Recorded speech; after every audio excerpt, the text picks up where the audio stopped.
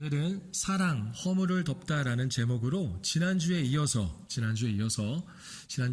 사랑, 낮아지고 낮아지다라는 제목으로 나눴는데요. 사랑이라는 주제를 한 주 만에 끝내기에는 좀 아쉬운 것 같아서 오늘 그 주님의 사랑을 두 번째 시간을 가져볼까 합니다. 그래서 사랑, 허물을 덮다라는 제목으로 함께 말씀 나누겠습니다. 제가 신학대학원 2학년과 3학년 재학 중일 때요, 학교 내에 문제가 있어서, 시위를 좀 했습니다. 시위를 했어요. 사진 보여줄까요? 네. 인터넷 뉴스에도 이렇게 실렸는데요. 시위를 했습니다.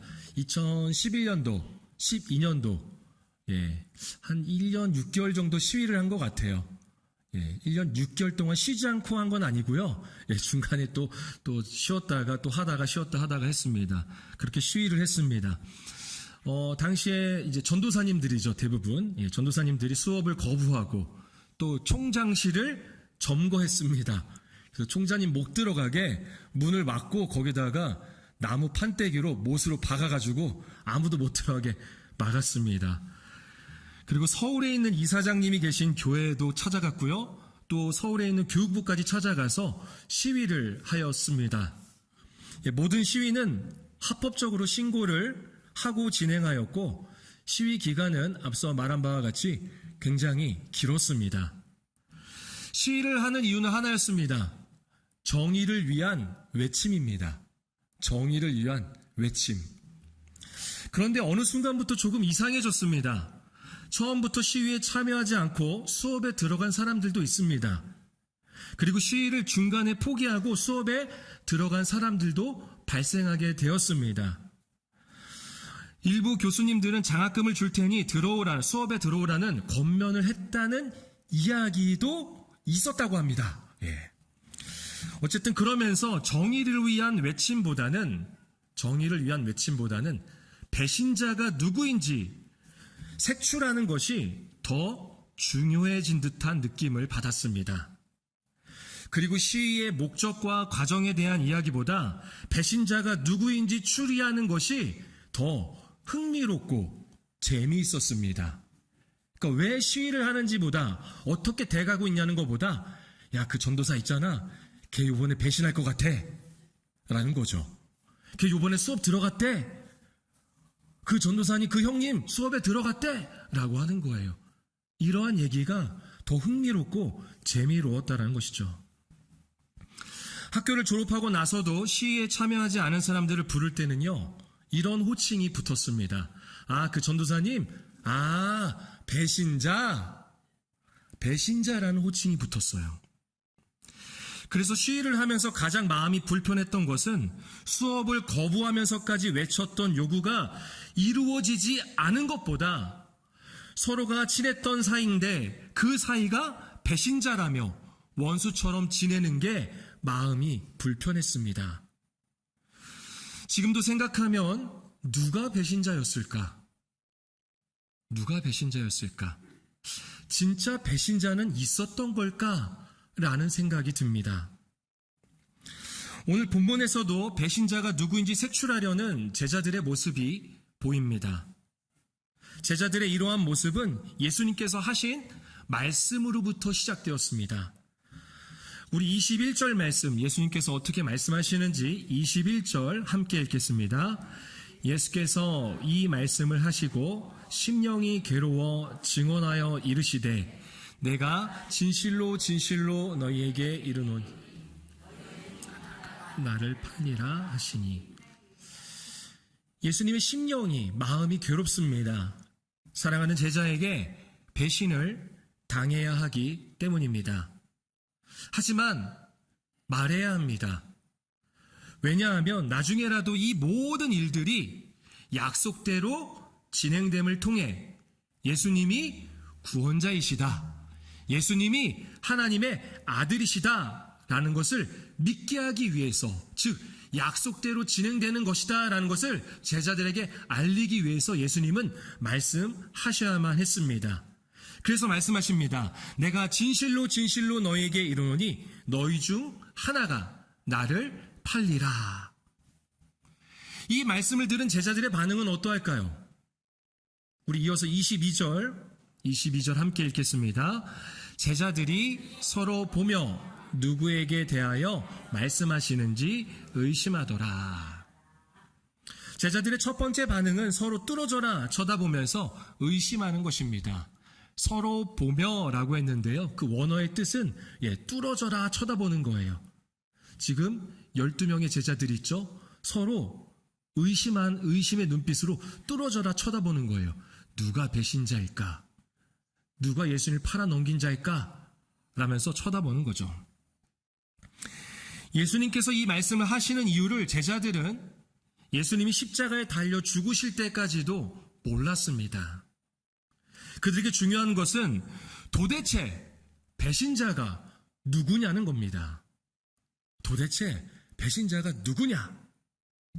그래서 의심하는 겁니다. 이건 예수님의 의도가 아닌 거죠. 이어서 24절과 25절 함께 읽겠습니다. 시몬 베드로가 머리짓을 하여 말하되 말씀하신 자가 누구인지 말하라 하니 그가 예수의 가슴에 그대로 의지하여 말하되 주여 누구니까? 제자들의 두 번째 반응은요, 말입니다. 말을 하기 시작한다는 거죠. 무엇보다 성격이 급한 베드로가 바로 말을 합니다. 그래서 아마도 예수님 옆에 기대어 있는 요한에게 눈치를 주는 것 같습니다. 요한복음에 보면 그런 표현들이 나와요. 사랑하시는, 주님이 사랑하시는 제자라고 하는데요. 요한복음 기록한 요한이 자신을 표현할 때 그렇게 표현을 합니다. 나는 주님이 사랑하시는 제자야. 그래서 사랑하시는 제자, 사랑하는 자라는 표현을 할 때는 요한이구나 라고 생각하시면 좋겠습니다. 그러니까 베드로가 지금 요한에게 눈치를 주는 거예요. 말씀해 보니까 24절에 보니까 이렇게 말하죠. 시몬 베드로가 머리짓을 하여. 머리짓이 뭐예요? 끄덕끄덕 하는 거예요. 이렇게 우리 맞아. 야 요한 누구야 누구? 넌 좀 알잖아. 예수님이랑 좀 더 친하잖아. 혹시 뭐 말씀하신 거 없어? 배신자 누구야? 나한테만 말해봐 하면서 머리짓을 하는 거 이렇게. 힘드네요. 계속하니까 힘듭니다. 어쨌든 이렇게 머리짓을 했다라는 겁니다. 그러자 요한이 예수님께 말합니다. 왜냐하면 요한도 모르잖아요. 그리고 요한의 성격이 굉장히 시원한 것 같습니다. 그래서 요한이 바로 예수님께 말하죠. 주여 누구니까?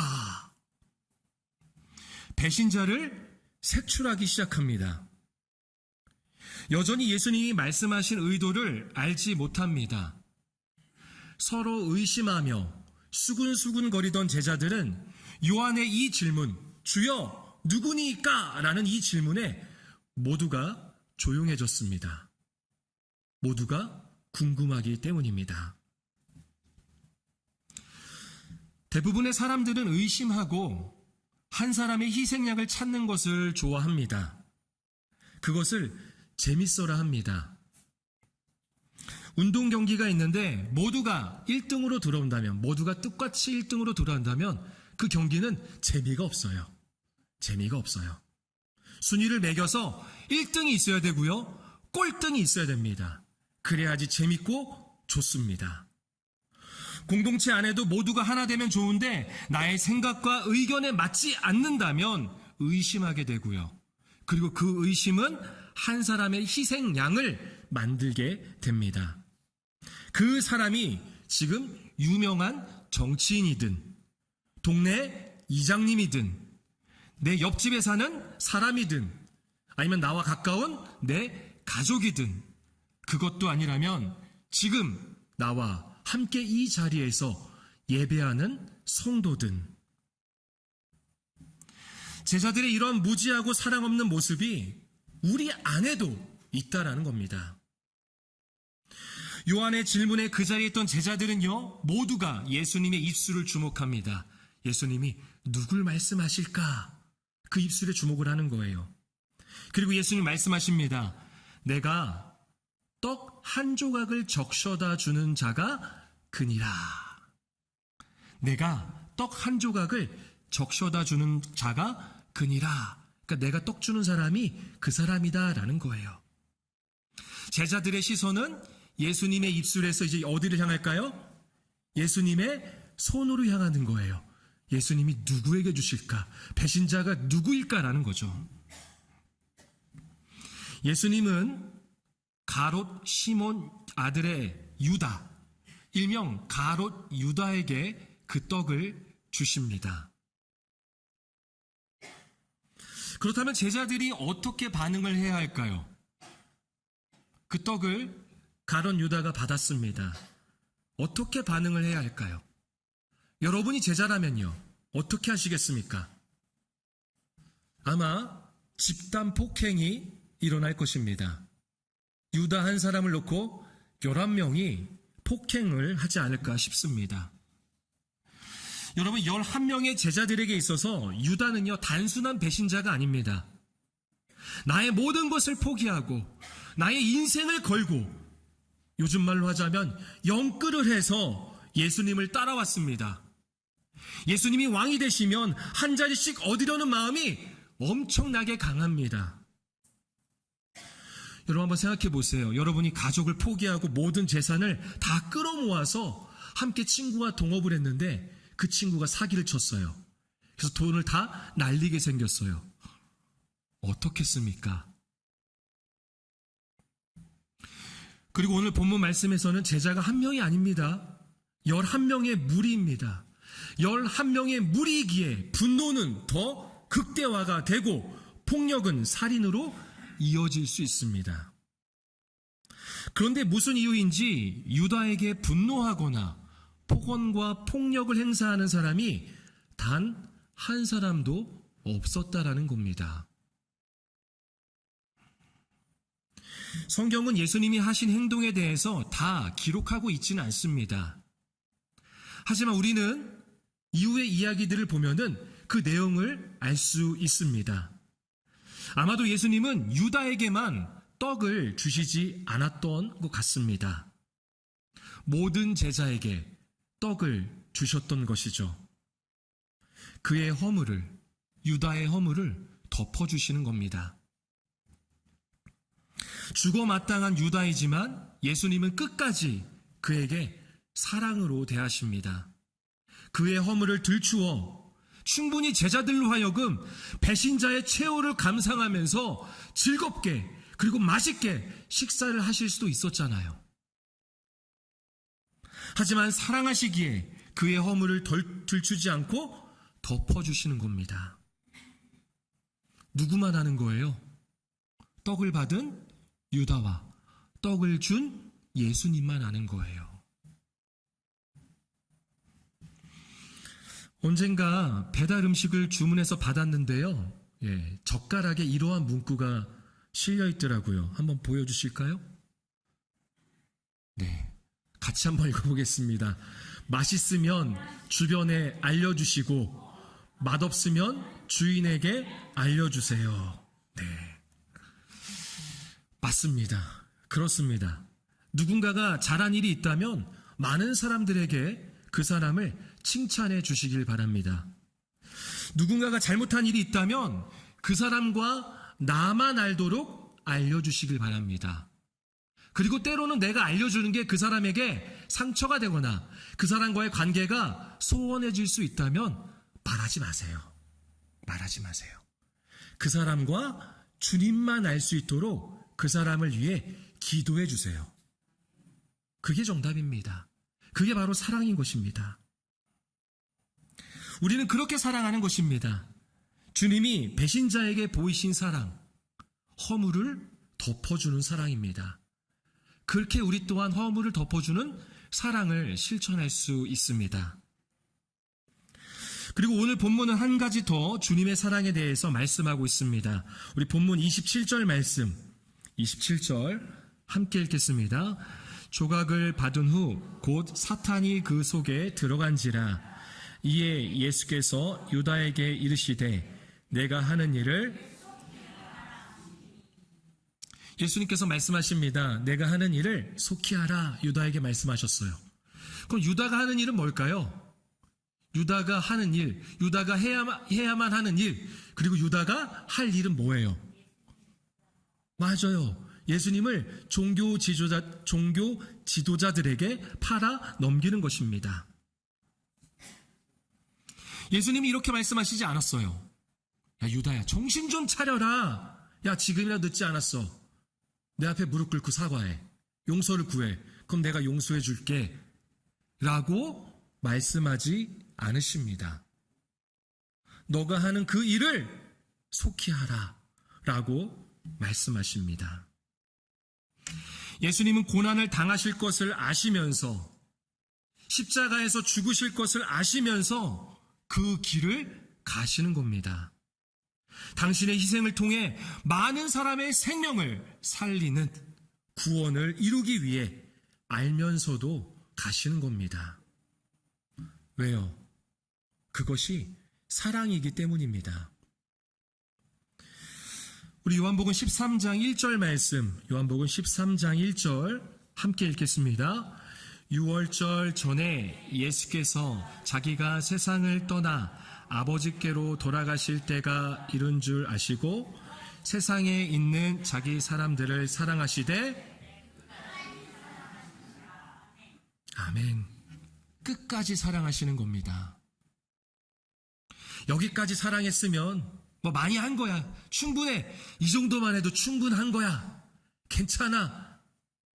이게 아니라 마음이 괴롭고 조롱과 수치를 당하고 죽임을 당할 것을 알면서도 그 고난의 길을 가시는 겁니다. 당신의 희생을 통해 사랑하는 사람들의 구원을 이루기 위해 그렇게 예수님은 끝까지 우리를 사랑하십니다. 그렇다면 우리의 사랑은 어떻습니까? 내 생각과 판단에 의해 손해볼 것 같으면 피하진 않습니까?